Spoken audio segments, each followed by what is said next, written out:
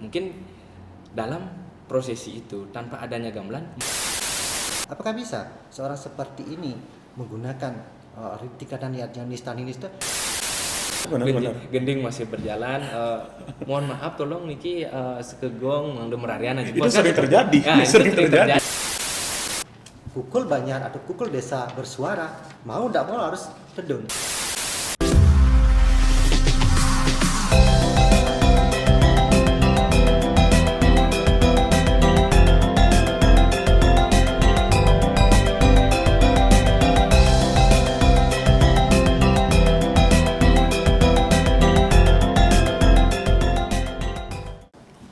Om Swastiastu. Om Awigenam Astu Namo Shidam. Om Anubhadra Kertawiyantu Iswata.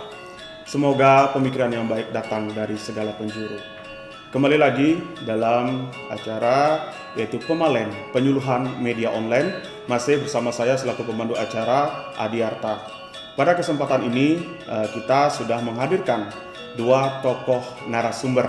Yang pertama ada Bapak Iwayan Santosa selaku undagi wadah ataupun sangging. Kemudian yang kedua ada narasumber kita yang sudah tidak asing lagi di dunia kerawitan, yaitu ada Nengah Adi Widyastrawan. Pada kesempatan yang baik ini, tema yang kita bawakan adalah harmonisasi keseimbangan seni kriya dalam permainan gamelan Bali. Jadi bagaimanakah nanti pembahasannya? Mari kita dengarkan bersama dengan kedua narasumber kita. Yang pertama kepada Bapak Wayan Santosa. Bagaimana cara pandangnya bagian hal seni di dalam seni kriya ataupun seni sangging itu sendiri? Terima kasih sebelumnya. Om Swastiastu, Om Namastu, Namo Buddhaya. Rahayu Tsunami. Cara pandang saya mengenai suatu estetika seni gamelan dan hubungannya dengan seni, terutama seni kriya, yaitu dalam uparengga tradisi budaya Bali itu adalah suatu kaitan yang erat. Satu adalah saling mengisi atau membutuhkan terkait antar satu pihak ke antar lainnya, dan dua adalah konsep itri kita karana yang pacukan di sana adalah hubungan antara manusia dengan alamnya, hubungan antara manusia dengan Tuhannya. Di sana ada konsep sirkulasi, yaitu gamelan di saat tragedi tradisi budaya Bali digelar. Nah, disinilah perlunya kreativitas seni di bidang iatnya, karena di bidang iatnya atau uparengga Bali khususnya, apalagi tradisi budaya Bali sangat terkait sekali. Nah, itu Berarti tidak jauh dari ajaran agama Hindu dengan kaitan dengan Trihita Karana. Artinya ada sebuah hubungan harmonisasi antara seni wadah, kemudian seni gamelan, sehingga mampu dari kita kehidupan di dunia ini. Yang pertama harmonisasi dengan antar manusia, antar sesama manusia, kemudian dengan lingkungan dan dengan Tuhan itu sendiri, kan seperti itu. Nah yang kedua dengan Pak Nengah, Pak Nengah Adi Widyastrawan. Bagaimana kaitannya sehingga rasa seni itu di dalam kerawitan, dunia kerawitan, apa saja yang bisa kita dapatkan di sana?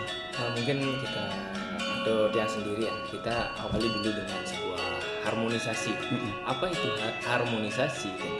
Harmonisasi mungkin menurut dia sendiri dan dalam kamus besar bahasa Indonesia itu bagaimana kita mencapai sebuah keselarasan, entah itu keselarasan dalam kehidupan, entah keselarasan dalam rasa sosial, rasa kolektif, semangat bersama, seperti itu. Jadi di dalam sebuah permainan gamelan atau dalam seni kita, nah di Bali sendiri ada berbagai macam jenis gamelan sendiri. Nah bagaimana kita mengungkapkan atau bisa mencari sebuah nilai filosofi dalam sebuah gamelan itu sendiri. Bali dikenal dengan kebudayaannya, terkenal dengan tradisinya, berbagai macam ritual seperti itu. Nah sekarang gamelan ini atau gamelan sendiri ini menjadi bukan sebuah pelengkap, tapi sebuah sarana atau pemujaan. Sebagai sarana pemujaan dalam agama Hindu sendiri ada mengenal dengan ajaran Bhakti Marga. Nah melalui ajaran bakti kepada Ibu Sang Hyang Widi Wase, melalui bentuk menabuh ataupun kita dalam keseharian itu dalam memainkan alat gamelan itu itu sudah termasuk ajaran bakti marga di dalam konsep agama Hindu. Nah, gamelan sendiri saya teringat dalam sebuah buku yang pernah saya baca, saya lupa, itu ada dari seniman dari Eropa pernah berbicara bahwa gamelan Bali, jika kita mengumpulkan seluruh gamelan Bali, jumlahnya itu hampir ada ratusan seperti itu. Belum lagi ada gamelan yang sudah hampir punah dan mungkin tidak diketemukan lagi. Sangat kalah dengan Eropa ataupun negara yang ada di atau negara kesatuan kita. Kalau dari ujung timur sampai ujung barat, kemungkinan besar jumlahnya itu masih kurang dengan ada yang di Bali seperti itu. Nah, bagaimana kita sebagai generasi muda itu mengungkapkan sekarang dalam permainan gamelan ada harmonisasi, keselarasan. Bagaimana dalam teknik pemukulan, saya ambil contoh seperti kita menggambar gong kebiar, lebih simpel, itu yang lebih terkenal. Ada gangse, ada kantil, ada rio, ada jublang. Itu permainannya itu memang sih kita pukul, tetapi ada sebuah teknik-teknik yang namanya di gangse itu ngotek menggunakan tangan seperti itu.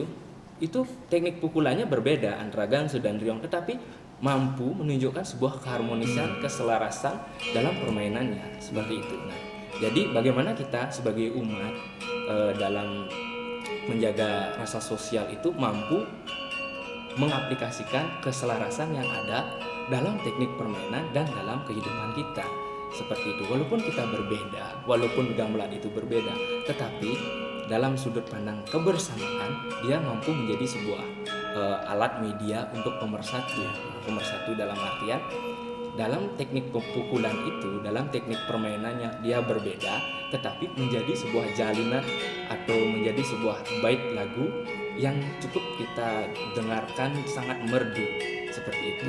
Nah, jadi dalam kehidupan bagaimana kita hidup di dalam keragaman mampu menjadi satu hidup di masyarakat. Seperti itu dulu. Jadi sebenarnya yang seperti Blenena sampaikan tadi bukan hanya sebagai pelengkap, namun media gamelan ataupun tetangguran adalah sebagai sarana dan memang itu adalah wujud dari rasa bakti kita. Nah, kemudian bagaimana kenapa bisa disebut dengan yang disebut dengan keseimbangan di dalam media gamelan seperti tadi munculnya keharmonisan. Nah, apa yang menjadi sebab sehingga gamelan tersebut bisa sebagai media keseimbangan seperti itu? Dalam menurut bagaimana mencapai sebuah keharmonisan di dalam gamelan? Ada satu penabuh dari kendang, ada dari gangse, ada dari tunggal. Mereka mampu menjadi keharmonisan menuju keselarasan dalam satu buah jalinan, ada satu buah gending. Nah, seperti itu. Jadi di sana ada harmonisasi, keselarasan. Artinya biarpun teknik pukulan atau pemikiran mereka berbeda, membawakan sebuah alat atau instrumennya, kendang tidak mungkin instrumennya itu sama dengan gangse, kan berbeda ya. Tetapi teknik pukulannya mampu menjadi satu, menjadi selaras dia antara kendang, gangse dan riong itu menjadi satu dalam sebuah jalinan nada, dalam satu jalinan gending, pada akhirnya mencapai sebuah keharmonisan yang disebut dengan gegendingan. Berarti tidak secara langsung keharmonisan itu muncul dengan cara pada saat kita latihan dengan otak kanan keseimbangan dengan otak kiri kan seperti itu. Jadi kita akan di alam bawah sadar kita akan terpacu dengan istilahnya merasakan bagaimana dari komponen gamelan itu sendiri agar munculnya keseimbangan. Nah, dari di Wayan sendiri bagaimana kita bisa mewujudkan rasa keseimbangan di dalam dunia sangging? Kan udah sering dibiayakan sebagai undagi sekaligus sangging dalam pembuatan bade dalam upacara pengabenan masyarakat di wilayah desa adat seperti itu. Terima kasih. Mungkin dalam pemaparannya yang diawali di awal itu suatu konsep menara struktur badenya dia. Karena di sini kan dia suaranya ke uperenggel. Uperenggel tradisi budaya Bali dalam upacara fitriahnya kedulunya subnya. Mungkin abentah lebontan. Nah, di sini saya ambil dalam sesuai yaitu profesi yang sebagai undagi sangging, yaitu pembuatan, teknik pembuatan kan gitu. Nah, di sini yang lakukan dulu pertama, kenapa bisa tercetus perkembangan terjadi batu itu didahului dengan perkembangan zaman batu kata megalitik. Nah di sini mengalami suatu perkembangan dari awal.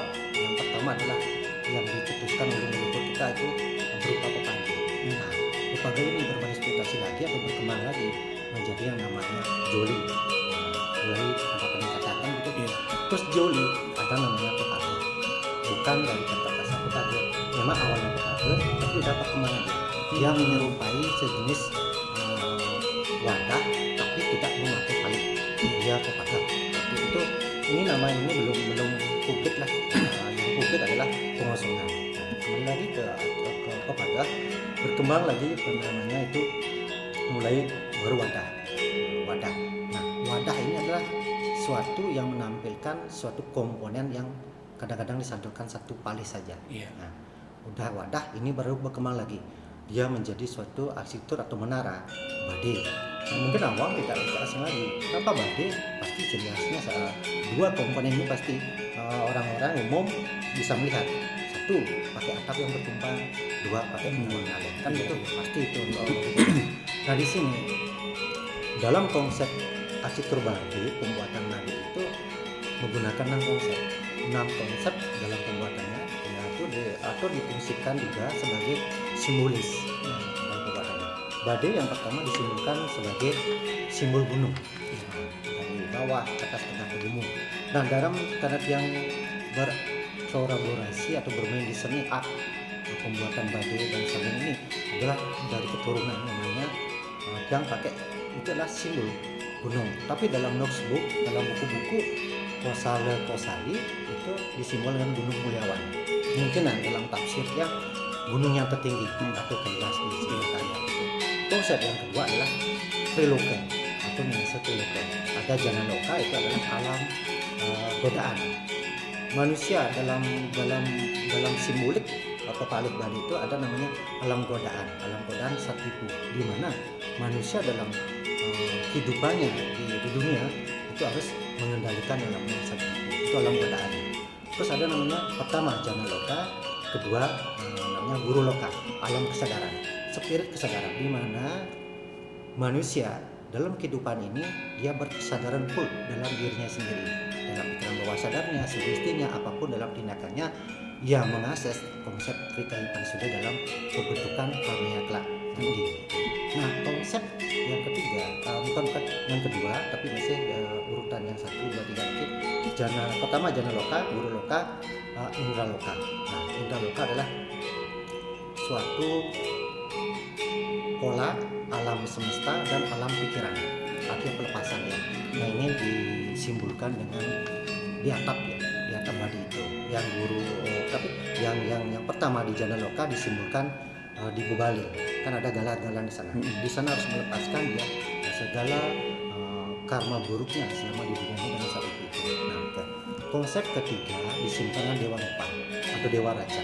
Nah, mungkin jelas dijumpai pada arsitektur bade atau wadah ada penampakan tetopengan dalam artian simbolik tapal yang dihadirkan di sana, perpalingnya di sana. Kalau bade kan ada kampit atau sayapnya, di belakang ada bunga kan, di depan ada garuda. Itu konsep semua. Nah, hewan yang ditampilkan ini adalah simbolik dari raja para hewan. Dia membawa karakter tersendiri, dia membawakan sifat sendiri. Itu makanya disimbolkan adalah konsep Dewa Raja, disimbolkan dengan itu. Keempat yaitu konsep Siwa Buddha. Ini yang saya suka dalam sebagai praktisi itu undagi dan sanggi. Konsep Siwa Buddha itu adalah Siwa itu jari jemari kita sebagai undagi atau sanggi. Ini mengambil interpretasi Siwaism dalam pembuatan gula, beragam hias dan juga dalam teknik pengerjaan. Nah, konsep Buddha dia mengacu ke triangle, konsep pembuatan dari perpalian dibagi 3. Atap, simbol dari buana kita adalah kepala kan? Ya. Kita badan. Konsep dalam badan kita. Terakhir ada namanya suku Di bagian bawah. Nah, di Buddha di sana dia. Dan juga konsep Buddha ini terlampir dalam pepanggian. Dalam bade ini ada tatanan yang mengatur. yang disebut bade. Ada pepalian-pepalian rasanya 4 kali tetap harus menggunakan konsep dari suku sampai akar. Nah, itu. Nah mungkin dari pemaparan beliau yang tadi, mungkin itu salah satu wujud keseimbangan antara dari seni, ada tapel, kemudian simbol alam lingkungan itu sendiri, kemudian dari adanya unsur kayu, kemudian adanya kertas, semuanya itu bahan-bahan dari alam, simbol keseimbangan. Nah tadi beliau juga sempat menyampaikan bahwasanya ada dari awal, ada dari pepage, kemudian joli sehingga badik. Apakah fungsi berbeda dan juga itu yang bisa membedakan adalah sebagai status sosial. Ya. Siapa saja yang layak menggunakan itu? Ya, baik, terima kasih pertanyaan. Saya suka ini. Dalam konsep yang awal terangkat tadi adalah perkembangan suatu ego para seniman, ekspresi para seniman itu sesuai zamannya, gitu kan? Nah, mungkin sekarang zaman ini Artinya berinovasi. Inovasi, nah itu ada pepage. Mungkin ketua dulu dia menggunakan pepage. Kemungkinan dalam dulu segi sarana bahan tidak memadai kan, dan juga konsep. Kalau ini kan menggunakan konsep penciptaan dari sang seniman itu perkembangan. Gulanya ya ada, ini ada sumbernya ada, tapi lokal jenis si seniman itu kan beda-beda. Mungkin dalam kehidupan dulu ada konsep yang namanya pepage, sudah beralih ada konsep yang namanya juli, wadah, terus sampai bade. Nah itu kan. Nah, apakah itu adalah sebagai peningkatan status sosial? Iya. Otomatis iya, tapi pertama itu adalah konsep suatu ritualisasi yang membedakan tingkatan upacaranya di fitriannya atau plebon ngaben do plebon. Yang membedakan adalah apa? Sesuailah, apakah sesuai dengan sang adwe mendiangannya, dananya yang akan digelarkan. Nah itu sebagai konsep pertama. Jika orang itu suatu yang berkuasa, memiliki tatanan massa yang banyak, sisir yang banyak, terus dana yang ada, kemungkinan dia mengambil tingkatan yang lebih besar, yang lebih besar, pastinya dia menggunakan bade. Nah, apakah bisa orang yang menggunakan sebagai dia kelompok puri, orang bangsawan lah tingkatan sang brahmana itu, dia maaf kata keadaannya biasa-biasa saja, dan dia tidak pun seorang rohanian atau orang tersohor, biasa-biasa saja keadaannya. Apakah bisa seorang seperti ini menggunakan tingkatan yang miskin? Nggak bisa. Hak privasi seseorang. Hindu fleksibel, benar. Apalagi di Bali fleksibel sekali. Nah, yang membedakan kotak-kotak ini sekarang adalah ego atau ekspresi kejiwaan mereka. Terkadang status ekonomi seperti kan itu. Ya. Sekarang niki upah kelompok A, dia tidak apa. Nah, punya keluarga atau istilahnya sifat suatu keluarga ini yang gengsi. Kamu kan gini dulu. Nah, saya mau aturkan ini, terjadi rangkumlah dari ritualisasi. Tadinya Muhammadiyah utama jadi utama dengan kelengkapan segala upacara yang itu. Berarti yang saya dengar di sini, yang saya simak adalah bagaimanapun status kita, tetapi jika kita menggunakan sebagai dasar kaniste, madya, utama, yang penting tidak meninggalkan makna dari yatnya itu tersendiri kan seperti itu. Nah kembali ke Blinengah, pendapat yang seperti tadi sudah keseimbangan, keharmonisan kan seperti itu, beliau juga bilang seperti itu. Apakah bisa seni kerawitan dijadikan sebagai media pendidikan seperti itu? Bagaimana caranya, kemudian pesan apa yang bisa kita sampaikan melalui kerawitan itu sendiri? Mungkin menurut yang jadi kita kembali sebuah esensi bunyi gamelan itu, artinya bunyi gamelan itu sangat-sangat merangsang sekali dalam sistem respon yang diterima oleh otak kita. Nah kita melihat sekarang di dalam gamelan Bali itu ada yang namanya saih pelog dan saih selingur seperti itu. Artinya dua inilah yang menjadi pokok pakem yang ada di gamelan Bali, ada selindro dan pelog. Nah, mungkin dalam permainan gamelan seperti tadi yang sudah dijelaskan, mungkin mengenai ini yang tadi itu dalam dunia pendagian itu mengenalkan pada saat kita upacara fitriani pengabenan. Kita seperti ini dulu. Gamelan atau Bleganjur itu kan berlayar pelog. Nah, mungkin dalam prosesi itu tanpa adanya gamelan mungkin bisa saja berjalan. Bisa saja berjalan. Tetapi rasa semangat kebersamaan kita, rasa semangat untuk mendorong berjalannya suatu kegiatan itu pasti agak berkurang. Artinya seret kita. Ada aja yang kurang seperti itu. Sekarang munculnya sebuah gamelan, artinya gamelan pada saat pelaksanaan upacara fitriah yang memargi ke Sitra itu diiringi dengan suara gamelan, pasti ada sebuah respon yang diberikan oleh gamelan ini. Suaranya itu merangsang kepada para pemuda atau para pengayah dalam pelaksanaan upacara itu, jadi terasa lebih semangat ya, lebih semangat untuk menjalankan ritual tersebut. Kalau di Selindro itu agak sedih. Jadi kalau kita sangat-sangat menghayati lagu yang dikeluarkan oleh Selindro, khususnya Angklung, kemungkinan besar kita memang agak bersedih, terlarut dalam suasana kan seperti itu. Dalam suasana seperti itu.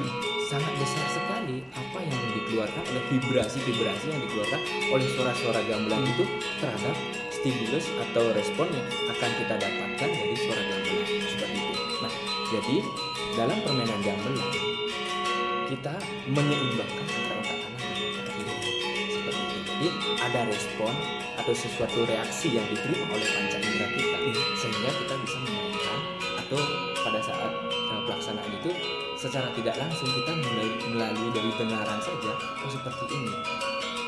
Terus sampai akhirnya mungkin kita akan langsung bisa menyeimbangkan otak kiri dan kanan pada saat menggamel itu.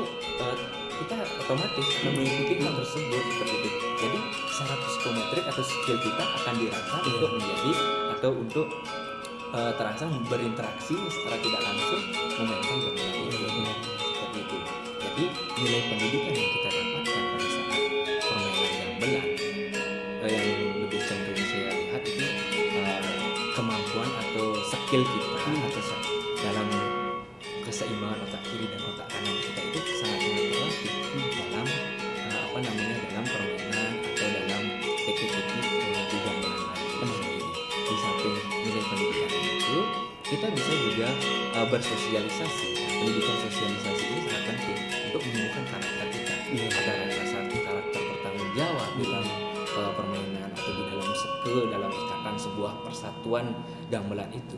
Ada sangat-sangat tinggi rasa sosialisasi di sana.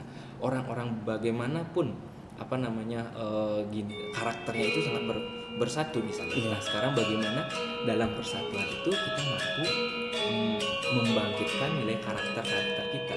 Apakah karakter yang positif kita dapatkan atau karakter yang negatif? Kebanyakan kalau sekarang senimannya itu kan ada yang seniman, mohon maaf ini kan ada seniman yang perokok dan lain sebagainya. Kita sebagai generasi muda janganlah tiru yang itu. Kalau bisa, astungkara bisa kan. Kita carilah nilai positif yang mana? Positif yaitu rasa tanggung jawab kita pada saat kita memainkan gamelan. Ada suatu nilai pendidikan tanggung jawab yang sangat besar. Artinya kalau kita sudah diberikan tanggung jawab megangsi, kita harus megangsi saja. Jangan mungkin belum selesai ini pementasan atau prosesinya kita sudah bertindak atau sudah pulang duluan kan, tidak ada seperti itu. Mungkin ada acara pendahului itu kan biasa, tapi dalam rasa tanggung jawab yang sangat besar sebelum selesainya sebuah ayah-ayahan atau sebelum selesainya sebuah gending itu, kita harus mempunyai rasa tanggung jawab yang sangat besar dalam permainan itu. Menyelesaikan satu gending, menyelesaikan mungkin sekarang dalam pelaksanaannya dia mungkin ini sedikit masukan kepada Manggala Karya, mungkin pada saat gending pada saat berjalan itu janganlah langsung dipotong kan biasanya benar. Gending masih berjalan, mohon maaf tolong ini sekegong belum merayana itu sering terjadi. Sering terjadi di masyarakat. Padahal sekegong itu punya rasa tanggung jawab untuk menyelesaikan hal itu. Artinya kita bisa mendapatkan sebuah karakter tanggung jawab di sana. Kita belum selesai mendapatkan menyelesaikan sebuah masalah, tetapi kita meninggalkan masalah tersebut. Artinya kita selesaikan dulu gendingnya ini, baru kita bisa untuk istirahat seperti itu. Jadi tanggung jawabnya itu rasa pendidikan karakter tanggung jawabnya itu sangat ditanamkan di dalam ini permainan gamelan ini. Itu menurut saya. Nah, jadi ini juga ada salah satu pesan buat para pelaku karya kita, para tetua kita, khususnya berdesa adat kan seperti itu. Sering sekali para pengantar upacara tertentu, terkadang memang sering sekali pada saat berlangsungnya sebuah tabuh gamelan yang belum harus diselesaikan tapi harus dipotong atau diikatkan seperti itu. Kemudian yang saya tangkap tadi adanya rasa saling memiliki, rasa gotong royong. Jadi itu adalah salah satu wujud dari media pendidikan ataupun sarana pendidikan yang kita dapatkan dalam di dunia seni kerawitan seperti itu. Nah, kepada Blimangku sendiri atau Bliwayan sendiri, bagaimana agar sebuah seni sangging ataupun pembuatan badi itu bisa kita simbolkan sebagai media pemersatu umat beragama, kan banyak ada simbol-simbol di sana. Apakah itu bisa kita jadikan sebagai sebuah pemersatu umat beragama seperti itu? Terima kasih, sangat bisa sekali kalau sebagai simbol ya. Simbol apa namanya itu? Pemersatu. Pemersatu ya. Pertama itu ada faktor-faktor dan fungsinya. Faktor pertama dan faktor eksternal atau yang kedua yang internal. Eksternal adalah segi pandangan seseorang menanggapi dia perkembangan dari itu, budaya, perkembangan zaman itu dari pihak masyarakat. Si undagi itu internal, dia akan membangkitkan suatu keragaman atau membuat suatu aktivitas yang terbaru, tidak meninggal rohnya kan gitu. Nah, itu faktor-faktornya, yaitu faktor eksternal dan internal. Kedua ada fungsional, fungsi manifest dan laten. Fungsi dari badi itu ya jelas dalam hal ini adalah sebagai wadah, wadah sang perayaan rayon kan gitu. Nah, fungsi manifest ini adalah satu, sangat pemersatu sekali. Ini adalah tatanan. Nah, saat fungsi manifest ini berlaku, sang medue karya atau layon itu dari rumah duka menuju tempat pembasmian atau yang namanya setra, ini terjadi ikatan. Semua konsep masyarakat pemersatu ada di sana. Gimana di kemudiannya? Satu, para serati. Dalam upacara ini kan menggelar para serati, artinya memerlukan banyak orang serati. Udah itu para yajaman karya, udah itu para pelaku rohaniawan, Blimangku dan lainnya. Nah, paling berkesan ini adalah masyarakat. Ini yang berbangun peranan. Entah itu beda oknum, beda kawitan, beda aliran, entah beda agama, bisa juga dia ikut mengosong di sana. Inilah pemersatu yang di fungsi manifest ini sangat jelas sekali. Ya. Di sana ada mungkin dalam konsep yang itu mungkin di terah dalam gegel itu beda sama yang baru. Kalau terah dalam gegel dalam lubang menggunakan menawan ngalih. Yang di bawah itu. Di bawah. Ini akan pisah, ekornya di bade, kepalanya di depan. Ini sebagai kali pengarah atau penuntun. Nah, itu asuba atau sumber karma dalam kajian baru itu istilahnya pengembangannya. Nah, di sini ada ikatan antara masyarakat yang pengosong dan masyarakat yang mendui karya, terjadi ikatan di sini. Dan juga ada ikatan yang mis, antara yang kadang pelepasan dalam dunia yang sekarang menuju dunia yang lain begitu. Dan fungsi yang kedua adalah fungsi laten. Hampir pertanyaan yang tadi nih kan, fungsi laten adalah peningkatan status sosial dalam tradisi. Nah, mungkin tadinya dia sebagai pengelola pemerintahan atau apa, dia akan menggunakan jenjangan dari pola ukur ini wadah ke badi. Ini juga sebagai pemersatu. Kenapa? Di fungsi laten dan manifest ada yang hubungannya dengan namanya ekspresi. Yang bilang tadi adalah satu, fungsi ekspresi ego seniman. Dua, fungsi ego dari masyarakat yang punya karya. Nah, di sini jelas ada kesinambungan hubungan terkait dan juga pemersatu. Si fungsi ego seniman adalah dia berkarya semaksimal mungkin sesuai yang diharapkan, sesuai karya seninya juga. Nah, si fungsi ego masyarakat dia akan memfungsional dan meminta pada undagi dia mau bikin begini, karya begini.